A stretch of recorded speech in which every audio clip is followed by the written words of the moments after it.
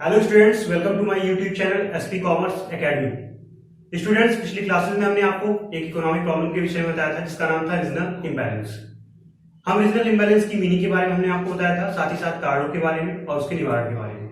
आज हम जो टॉपिक डिस्कस करने जा रहे हैं उस टॉपिक का नाम है सोशल इंजस्टिस, सामाजिक अन्याय। तो आज हम जानेंगे कि सामाजिक अन्याय क्या होता है, किसे कहते हैं, साथ ही साथ सामाजिक अन्याय के विभिन्न कारणों के बारे में, और उसके साथ साथ हम ये भी डिस्कस करेंगे कि कैसे या किस प्रकार से हम इस समस्याओं को दूर कर सकते हैं। देखिए, इस समस्या को दूर करने के बारे में भी हम यहाँ पे आपको बताएंगे। तो पहले आइए जानते हैं कि सामाजिक अन्याय क्या होता है या किसे कहते हैं। देखिए, अगर हम सामाजिक अन्याय की बात करें तो जब कभी भी किसी प्रकार की आर्थिक सुविधाओं की बात हो, किसी प्रकार की राजनीतिक सुविधाओं की बात हो, या फिर किसी प्रकार की सामाजिक सुविधाओं की बात हो, किसी प्रकार की कोई भी सुविधाएं अगर समाज को मिलनी है तो सबको एक समान रूप से मिलनी चाहिए। लेकिन जब कभी भी इन्हीं सुविधाओं का असमान रूप से वितरण कर दिया जाता है तो उसी को हम बोलते हैं सोशल इंजस्टिस, उसी को हम कहते हैं सामाजिक अन्याय। जैसे किसी भी समाज के वर्ग की बात करें, समाज विभिन्न वर्गों में बटा हुआ है, तो समाज के कहीं ना कहीं कुछ लोगों को शुद्ध पेयजल की व्यवस्था की गई है, जहां पे शुद्ध पेयजल बेहतर ढंग से प्रोवाइड कराया जा रहा है, और कहीं पे समाज के कुछ वर्ग ऐसे भी हैं जहां पे शुद्ध पेयजल की व्यवस्था नहीं हो पा रही या उनको ये सुविधाएं नहीं दी जा रही। तो किसको प्रेजेंट करता है? सामाजिक अन्याय। साथ ही साथ अगर हम शैक्षिक व्यवस्था की बात करें, शैक्षिक सुविधाओं की बात करें, तो हमारे समाज के कुछ ऐसे बच्चे हैं जो प्राइमरी पाठशालाओं में पढ़ते हैं और कुछ ऐसे भी बच्चे हैं जो कॉन्वेंट स्कूल्स में पढ़ते हैं। अगर हम उनकी बात करें तो दोनों में कहीं ना कहीं डिस्पैरिटी देखने को मिलती है। तो ये भी किसका प्रतीक है? सामाजिक अन्याय का, सोशल इंजस्टिस का। देखिए, अब इसके साथ ही साथ अगर हम आगे बढ़े और हम जाने कॉजेज ऑफ सोशल इंजस्टिस के बारे में, तो विभिन्न आपके कॉजेज मिल जाएंगे जो कहीं ना कहीं सामाजिक अन्याय को प्रदर्शित करते हैं। देखिए, इसमें अगर फर्स्ट कॉज की बात करें, जैसे कॉजेज ऑफ सोशल इंजस्टिस। देखिए, कॉज ऑफ सोशल इंजस्टिस की बात करें, इसमें पहला वो जो कॉजेज था, फेल्यूर टू रिमूव पुअर्टी। देखिए, सरकार गरीबी को दूर करने के लिए अथक प्रयास करती रही है, आज भी कर रही है। विभिन्न प्रकार की योजनाएं सरकार के द्वारा चलाई जा रही हैं, लेकिन आज भी कहीं ना कहीं हमारे समाज का एक बड़ा हिस्सा कहीं ना कहीं आज भी गरीबी रेखा से नीचे जीवन यापन कर रहा है। आज भी हमारे समाज में कहीं ना कहीं गरीब दिखाई दे रहे हैं। तो इसका रीजन ये है कि कहीं ना कहीं हम अपनी गरीबी को दूर करने में क्या रहे हैं? फेल रहे हैं। हमारी सरकार गरीबी को दूर करने के लिए जो भी प्रयास की है, कुछ हद तक तो जरूर सफलता मिली है, फिर भी आज भी हमारे देश में गरीब पाए जाते हैं, गरीब मिलते हैं। तो जो फेल्योर है गरीबी को दूर करने के लिए, ये भी कहीं ना कहीं सोशल इंजस्टिस का कारण बनती है। अगर समाज में रहने वाला व्यक्ति एक समान रूप से जीवन यापन करेगा तो निश्चित रूप से वो सामाजिक न्याय के दायरे में आता है। लेकिन जब अमीरी और गरीबी के बीच की जो डिस्टेंस है, जो खाई है, अगर वो ज्यादा गहरी होती चली जाती है तो किसको रिप्रेजेंट करता है? सोशल इंजस्टिस को, सामाजिक अन्याय को। इसी के साथ साथ अगर हम दूसरे कॉजेज की बात करें तो दूसरा कॉजेज होता है हमारा अनएम्प्लॉयमेंट। अनएम्प्लॉयमेंट की अगर हम बात करें तो देखिए, यहां पे बेरोजगारी भी एक प्रमुख कारण है। किसका? सोशल इंजस्टिस का। हमारे समाज में बहुत सारे ऐसे लोग हैं जो काम तो करना चाहते हैं, मानसिक रूप से स्वस्थ भी हैं, ठीक है, शारीरिक रूप से भी स्वस्थ हैं, लेकिन फिर भी उनको प्रचलित मजदूरी दर पे काम नहीं मिल पाता। और उन्हें काम नहीं मिलेगा तो निश्चित रूप से वो सारी सुविधाएं जो अन्य मजदूर उठा पा रहे हैं वो सुविधाएं वो नहीं उठा पाएंगे। कोई भी फैसिलिटीज की बात करें, किसी भी सर्विसेज की बात करें, तो उसके लिए कहीं ना कहीं आपको कॉस्ट पेड करनी होती है, और आप कॉस्ट पेड करने के लिए सक्षम तभी होंगे जब आपके पास इनकम होगी, आय होगी। और आय आपके पास कैसे आएगी? जब आपको कहीं ना कहीं रोजगार प्राप्त होगा। तो देखिए, अनएम्प्लॉयमेंट, अगर बेरोजगारी की बात करें तो बेरोजगारी भी एक प्रमुख कारण है सामाजिक अन्याय का। अनएम्प्लॉयमेंट के कारण भी लगातार सामाजिक अन्याय बढ़ता चला जाता है। नेक्स्ट की बात करें तो इलिटरेसी, अगर अशिक्षा की बात करें, देखिए अशिक्षा भी एक प्रमुख कारण है, क्योंकि सामाजिक व्यवस्थाओं की बात करें तो समाज में वो सारे लोग जो जागरूक होते हैं, समाज की किसी भी सुविधाओं की बात करें वो आसानी से प्राप्त कर लेते हैं, क्योंकि उनको हर एक विषय वस्तु की जानकारी होती है। लेकिन जो अशिक्षित होते हैं उनको कभी भी हर एक विषय वस्तु की जानकारी नहीं हो पाती।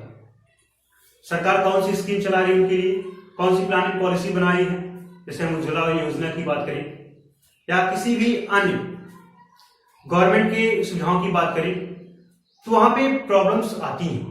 उनको हर एक विषय वस्तु की जानकारी नहीं होती, जिस कारण से वो इन सुविधाओं का लाभ पर्याप्त मात्रा में उठा नहीं पाते। अब देखिए, अगर ये लाभ नहीं ले पा रहे हैं तो निश्चित रूप से इसके पीछे जिम्मेदार कौन है? इसके पीछे जो जिम्मेदारी होती है वो शिक्षा की होती है। कहीं ना कहीं अशिक्षा इसके लिए प्रति जिम्मेदार है। अगर ये लोग पढ़े लिखे होते, शिक्षित होते, तो ऐसी कंडीशंस हमारे समाज में नहीं आती। तो देखिए, अशिक्षा के कारण भी सामाजिक स्तर पर न्याय नहीं हो पाता, और जो अशिक्षित लोग होते हैं वो अपने न्याय के लिए आगे कदम नहीं बढ़ा पाते। तो इलिटरेसी भी कहीं ना कहीं जिम्मेदार होती है, किसके लिए? For the social injustice. इसके साथ साथ अगर हम बात करें तो इन्फ्लेशन, महंगाई भी कहीं ना कहीं जिम्मेदार है। इन्फ्लेशन का मतलब हमने बताया भी था आपको। ठीक है, इन्फ्लेशन का अर्थ होता है कि जब वस्तुओं की कीमत में लगातार वृद्धि हो तथा आपकी मुद्रा की वैल्यू में क्या हो जाए? कमी हो जाए, तो ऐसी कंडीशंस को हम क्या बोलते हैं? इन्फ्लेशन।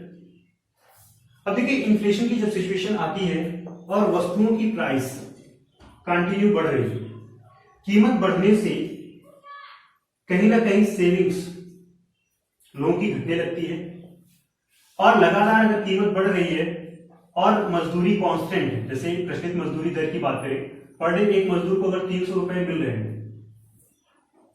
तो 300 रुपए तो कांस्टेंट है। किसी भी वस्तु की प्राइस बढ़ने से इसका सीधा असर किस पे पड़ेगा? सेविंग्स पे पड़ेगी, उसकी बचत पे पड़ेगा। तो निश्चित रूप से कहीं ना कहीं मानसिक रूप से, साथ ही साथ वो कहीं ना कहीं आर्थिक रूप से परेशान होगा, और जो कहीं ना कहीं सामाजिक अन्याय को क्या करता है? जन्म देता है। देखिए, जब समाज में रहने वाले लोग उसी वस्तु की भारी कीमत चुकाते हैं, कहीं ना कहीं उसी पर्टिकुलर वस्तु की ज्यादा कीमत देते हैं, तो उससे प्रॉब्लम क्या क्रिएट होती है? उनकी सेविंग घटती है, और इन फ्यूचर कभी भी अगर कोई भी कहीं ना कहीं फंड की आवश्यकता है किसी भी नीड्स को लेकर के, तो वो उसको फुलफिल नहीं कर पाते। तो कहीं ना कहीं इन्फ्लेशन भी सामाजिक अन्याय को जन्म देता है, कहीं ना कहीं सामाजिक अन्याय को बढ़ावा देता है। देखिए, अगर हम अमीर तबके की बात करें तो इन्फ्लेशन, या हम बात करें प्राइस बढ़ने की, तो किसी भी वस्तु की, सर्विसेज की प्राइस कितना भी क्यों ना बढ़ जाए, जो अमीर वर्ग है वो निश्चित रूप से उसका कंजप्शन कर सकता है। लेकिन जो गरीब तबका है वो कहीं ना कहीं क्या होता है? उन चीजों का कंजप्शन नहीं कर पाता, जिससे अमीरी और गरीबी के बीच का जो डिस्टेंस है वो कंटिन्यू क्या होता है? बढ़ता है। और हमने बताया कि जो डिस्पैरिटी है, जो असमानता है, इसी को हम क्या बोलते हैं? सामाजिक अन्याय। अब देखिए, इन्फ्लेशन के साथ साथ अगर हम आगे बढ़े तो इन्फ्लेशन के बाद अगर हम बात करें तो जेंडर इनइक्वालिटी भी एक रीजन होता है।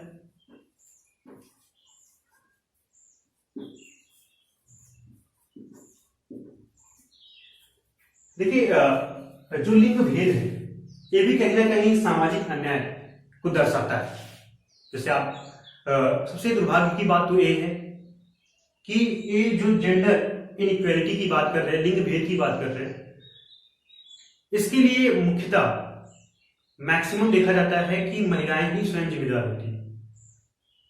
और अगर बात मेल की या फीमेल की, महिला या पुरुष की होती है कि महिलाएं एक कार्य नहीं कर सकती, महिलाएं घर से बाहर नहीं जा सकती, महिलाएं खेल नहीं सकती, तो इस तरीके की जो परंपरावादी सोच है उससे निकलकर बाहर आने की जरूरत है। लेकिन आज भी अगर हम बात करें अपने रूरल एरियाज की, ग्रामीण क्षेत्रों की, तो वहां पे आज भी ये परंपरावादी सोच बनी हुई है। आज भी वहां पे जेंडर इनइक्वालिटी देखने को मिलता है, जो सामाजिक अन्याय का क्या है, कारण है। आज के समय में बात करें तो हर वो कार्य, चाहे किसी भी कार्य की बात करें, हर वो कार्य लड़कियां कर सकती है जो लड़की कर रहे हैं। और कंटिन्यू इस पर्टिकुलर सेक्टर में वुमेन एम्पावरमेंट को लेकर के सरकार कई तरीके की स्कीम्स चला रही है, बेटी बचाओ बेटी पढ़ाओ या सुकन्या योजना, इस तरीके से तमाम योजनाएं हमारी सरकार के द्वारा चलाई जा रही है ताकि जेंडर जो इनइक्वालिटी है इसको कम किया जा सके। देखिए, जेंडर इनइक्वालिटी की बात करें अगर हम, तो regional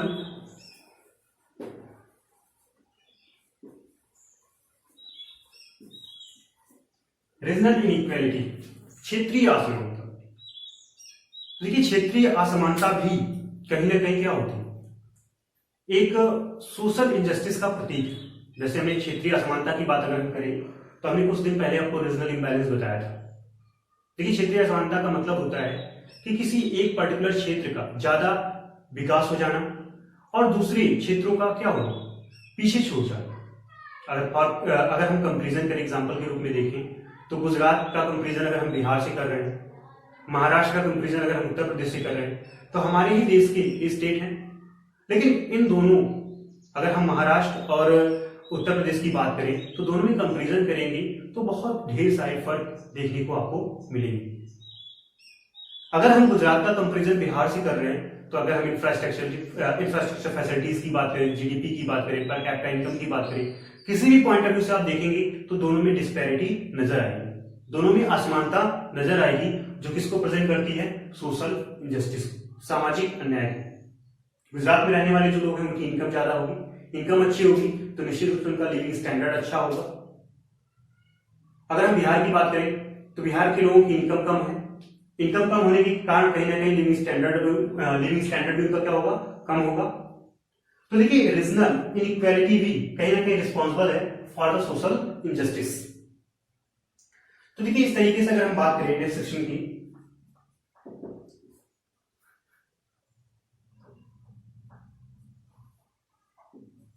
disparity between income and wealth.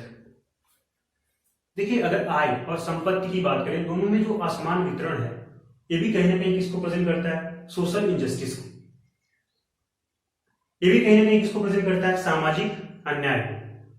तो देखिए, अगर डिस्पैरिटी की बात करें, असमानता की बात करें इनकम और वेल्थ की, तो आय की असमानता का मतलब होता है कि जैसे आप जानते हैं कि विभिन्न प्रकार के ग्रेड निर्धारित किए गए, हमारे समाज में जितने भी लोग कार्य करते हैं, चाहे उस प्राइवेट सेक्टर में हो चाहे वो गवर्नमेंट सेक्टर में हो, तो दोनों की इनकम में क्या होती है, काफी डिस्पैरिटी नजर आती है। अगर हम बात करें, अगर हम तो एजुकेशन सेक्टर से बिलोंग कर रहे हैं तो निश्चित रूप से हम लोगों को पता होता है कि गवर्नमेंट कॉलेजों में या यूनिवर्सिटीज में जो प्रोफेसर पढ़ाते हैं उनकी salary on an average 1 lakh rupees होती है।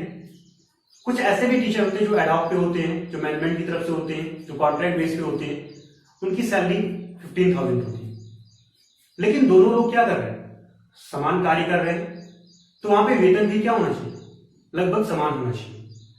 लेकिन यहाँ पे जो कॉन्सेप्ट है, इस कॉन्सेप्ट की वजह से डिस्पैरिटी हमें देखने को मिलती है, असमानता देखने को मिलती है। तो इसको प्रेजेंट करती है सामाजिक अन्याय को, सोशल इनजस्टिस को। कहीं ना कहीं सरकार को इस क्षेत्र में ध्यान देना चाहिए। अगर हम वेल्थ की बात करें तो हम अपने ही समाज में देखते हैं कुछ लोग बहुत ज्यादा धनी होते हैं और कुछ लोग ऐसे भी होते हैं जो अपनी बेसिक नीड्स को भी पूरा नहीं कर सकते। तो ये जो डिस्पैरिटी है, ये जो असमानता है, ये भी क्या है, सामाजिक अन्याय है। तो देखिए, disparity between income and wealth की बात करें तो ये सोशल इनजस्टिस के कॉज में काउंट होती है। अभी हमने आपको कॉजेस के विषय में बताया, साथ ही साथ जब कभी भी रेमेडीज की बात की जाए, निवारण की बात की जाए इसके, तो निवारण में क्या होगा, ये जो समस्याएं हम देख रहे हैं, इन समस्याओं को अगर वन बाय वन करके दूर करना प्रारंभ कर दे तो निश्चित रूप से सोशल इनजस्टिस की जो स्थिति है आज हमारे समाज में, आज हमारे देश में, उसको जरूर कम किया जा सकता है। जैसे फॉर एग्जाम्पल के रूप में देखें, हमने फर्स्ट पॉइंट बताया था फेलियर टू रिमूव पुअर्टी, गरीबी को क्या करना, गरीबी को दूर करने में हम क्या है, असफल है। तो हमें गरीबी के संबंध में या हमारी सरकार को गरीबी के संबंध में एक अच्छा और इफेक्टिव प्लान एंड पॉलिसी बनानी चाहिए ताकि हम गरीबी को कहीं ना कहीं समाप्त कर सकें। दूसरी तरफ अगर हम बात करें अनएम्प्लॉयमेंट की, तो अगर हम हमारे देश में अनएम्प्लॉयमेंट की सिचुएशन ज्यादा है तो अनएम्प्लॉयमेंट की सिचुएशन को कम करें और ज्यादा से ज्यादा बिजनेस अपॉर्चुनिटीज को क्या करें, जन्म दें। ज्यादा से ज्यादा व्यवसाय के अवसर कहीं ना कहीं मार्केट में लेके आए। इलेक्ट्रिसिटी की बात करें तो इलेक्ट्रिसिटी के स्थान पे हम देख सकते हैं बेटर एजुकेशन सिस्टम, एक अच्छी शिक्षा प्रणाली। अगर एक अच्छी शिक्षा प्रणाली होगी तो निश्चित रूप से सोशल इनजस्टिस को कम किया जा सकता है। देखिए अगर हम बात करें साथ ही साथ इन्फ्लेशन की, तो महंगाई जो कंटिन्यू बढ़ रही है इसको भी कंट्रोल किया जा सकता है मॉनेटरी पॉलिसी के द्वारा, जो आरबीआई द्वारा बनाई जाती है। तो कहीं ना कहीं रिजर्व बैंक की जिम्मेदारी है कि इन्फ्लेशन को क्या करे, कंट्रोल करे। अगले पॉइंट पर अगर हम बात करें जेंडर इनइक्वालिटी की, तो गवर्नमेंट तमाम तरीके के अवेयरनेस प्रोग्राम के माध्यम से, जागरूकता अभियान के माध्यम से कहीं ना कहीं इसको कम कर सकती है, जिससे कहीं ना कहीं सोशल इनजस्टिस को भी कम करने में मदद मिलेगी। रीजनल इनइक्वालिटी की बात करें, क्षेत्रीय असमानता की बात करें, तो क्षेत्रीय असमानता की जो स्थिति बनी हुई है हमारे समाज में, उस डायरेक्शन में भी सरकार को ध्यान देना चाहिए, उस पर्टिकुलर दिशा में भी सरकार को कार्य करना चाहिए ताकि हमारे देश में हर एक पर्टिकुलर स्टेट का बैलेंस डेवलपमेंट हो सके। अब देखिए साथ ही साथ अगर हम बात करें आपके disparity between income and wealth की, आय और संपत्ति के असमान वितरण की बात करें तो इसको भी कहीं ना कहीं कम किया जा सकता है अगर सरकार इस दिशा में कार्य करे। तो देखिए इनकम और वेल्थ की बात करें, अगर इनको कम करने की बात करें तो गवर्नमेंट के पास एक पॉलिसी होती है जिसे हम कहते हैं फिजिकल पॉलिसी, जिसे हम कहते हैं राजस्व नीति। उसके माध्यम से कहीं ना कहीं डिस्पैरिटी को कम किया जा सकता है। आय के असमान वितरण की बात करें तो कहीं ना कहीं जिनकी इनकम ज्यादा है उस पर टैक्स क्या किया जाए, ज्यादा लगाया जाए, जिनकी इनकम कम है उस पर क्या किया जाए, टैक्स कम लगाया जाए, या जिनकी इनकम बहुत ज्यादा कम है उन पे टैक्स क्या हो, लगाया ही ना। तो अगर हम फिजिकल पॉलिसी की बात करें तो उसके माध्यम से जब इनकम निश्चित रूप से कम होगी तो फिर क्या होगा, वेल्थ भी कहीं ना कहीं कम होगा। तो देखिए फिजिकल पॉलिसी की बात करें तो फिजिकल पॉलिसी एक महत्वपूर्ण इंस्ट्रूमेंट साबित हो सकती है सोशल इनजस्टिस को क्या करने, कम करने में। तो अगर हम अपने देश की बात करें, अगर कहीं ना कहीं हम अपने देश के बारे में विचार करें तो सामाजिक अन्याय को कम करने के लिए जो हमने अभी भी कारण बताया आपको, उन कारणों का अगर आप निवारण कर लें तो निश्चित रूप से सोशल इनजस्टिस पे, सामाजिक अन्याय पे लगाम लगाया जा सकता है। तो यहाँ पे हमने आपको बताया कि सामाजिक अन्याय क्या होता है, इसके कारण क्या क्या है, साथ ही साथ हमने निवारण के विषय में भी आपको बताया। अब मिलते हैं अपने नए वीडियो में जहां पे हम डिस्कस करेंगे एक नए इकोनॉमिक प्रॉब्लम्स के बारे में।